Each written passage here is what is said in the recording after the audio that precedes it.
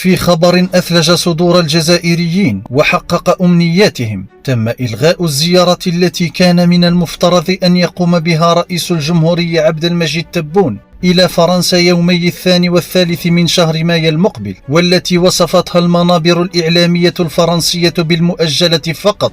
وزعم الجانب الفرنسي بأن هذا التأجيل مرتبط بمخاوف من تداعيات محتملة للحركة العمالية الاحتجاجية المرتقبة في الفاتح ماي، اليوم العالمي للعمال. إلا أن مختصون في العلاقات الجزائرية الفرنسية اعتبروا الزيارة ملغية، ويرجع هذا الإلغاء بالأساس إلى بعض القضايا السياسية الخلافية بين البلدين، وعدم استجابة فرنسا وانعدام نيتها لمعالجة قضايا تعتبر محورية بالنسبة للجزائر، وأن الرئيس الجزائري قد قام بتغليب المصلحة الوطنية والشعبية الكبيرة التي يحظى بها على مستوى الشارع الجزائري، هذا بالرغم من التحضيرات المتقدمة تحسبا للزيارة التي كانت مبرمجة. إلا أن الجزائر ترى بأن فرنسا تثبت بأنها ترعى وتحمي بطريقة مباشرة حركة الماك التي صنفتها الجزائر بالإرهابية. وحدث قبل يومين أن قامت حركة الماك بتجمع بباريس بعد حصولها على موافقة السلطات الفرنسية،